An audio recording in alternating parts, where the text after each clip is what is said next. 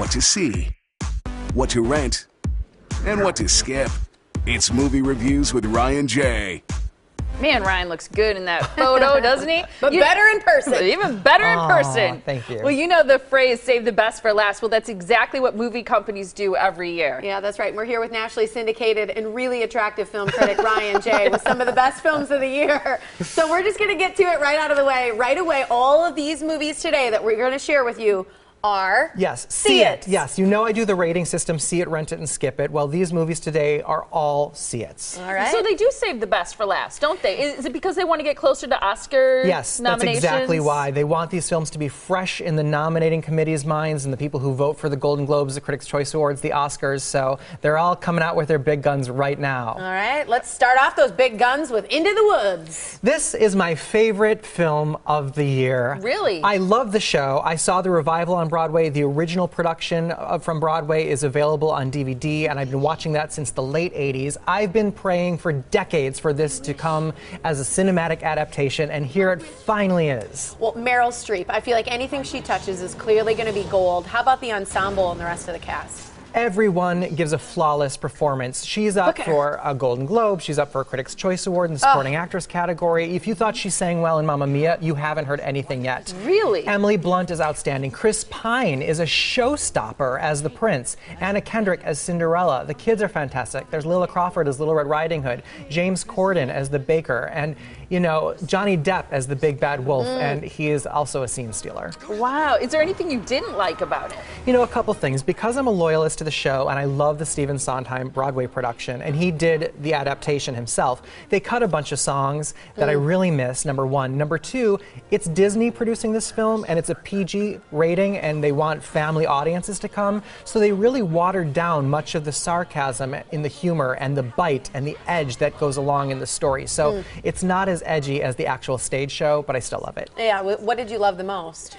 I think the visual aspect of it, it's so enchanting. The performances are so good, the sets, the costumes, and I just love the Sondheim music, you know? I mean, he's witty and clever and quick and fast and musical and catchy, so I'm obsessed with this movie. See it in the theater for sure. All right, all together now. 1, 2, 3. See it! All right, let's move on to Unbroken, PG-13. Yes, and this is the movie, I can't believe I'm about to say, has broken my streak of disliking war movies. I can no longer say I don't like war movies. Wow. This movie is a masterpiece, and I loved it. Okay. Yeah. So who direct? I know one of the ways that you oftentimes decide if you think you're going to like it or if you like it is by who directed it. Who's it responsible? Angelina Jolie. No Yes. way! It's not her directorial debut, but this movie, I have to tell you, while watching it, the cinematography, the art direction, the actual direction of this film is as good as, I'm going to say this, anything Spielberg has done, anything that Clint Eastwood has done, two of my favorite directors, she is an expert filmmaker with this film. Wow. Yes. Were there, Shocking. I'd heard a lot of the actors in this lost a lot of weight for their roles. It's true. Jack O'Connell and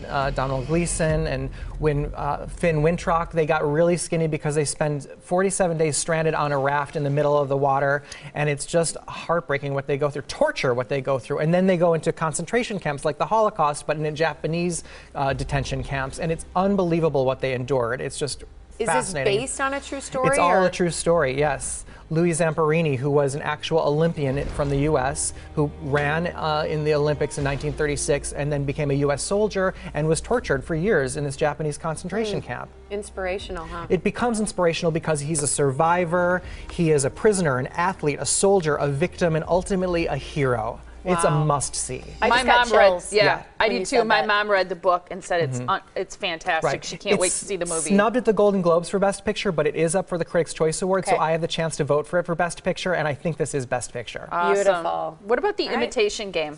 This movie should be required viewing by everyone because it's based on the true story of Alan Turing, who single-handedly, first of all, created the world's first computer, and second, shortened the duration of World War II by at least 2 years, saving millions of lives. No one knows who he is because the files documenting him were classified up until just a couple years ago. Really? So do you get that storyline? Do you figure it all out as you're watching? You fully get it in this movie. He is also, at the time, a closeted gay man at a time when it was a crime in England to be be gay, and he was arrested for that, prosecuted for that. It's heartbreaking what happened to him, considering he is a real-life hero. Yeah.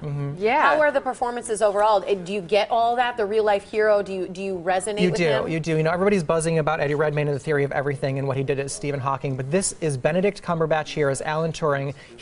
I'm going to vote for him for Best Actor in this film.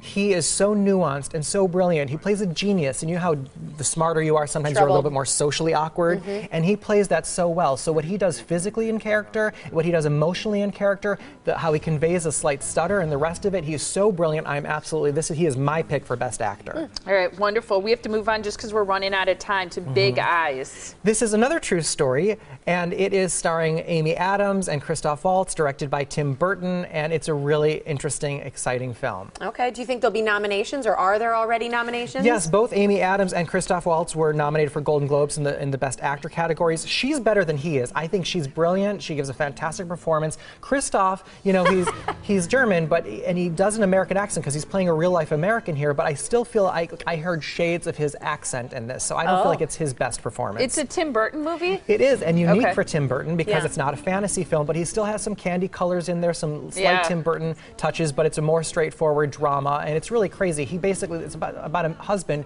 who stole credit for his wife's work as an artist. PG-13, huh? Yeah, really, really good. That is cool. Okay, so all four of the movies today were a see it. We had Into the Woods, Unbroken, The Imitation Game, Big Eyes, all worth spending your hard-earned cash to go to the theater. You will enjoy no regrets with these films. Love it. Thanks, Ryan. Thank you, too. Merry Christmas. You too, thanks. Happy holidays. Happy Christmas. All right, you can still like Ryan J on Facebook. Follow him on Twitter, and for his full movie reviews, check out his website. It's ryanjreviews.com.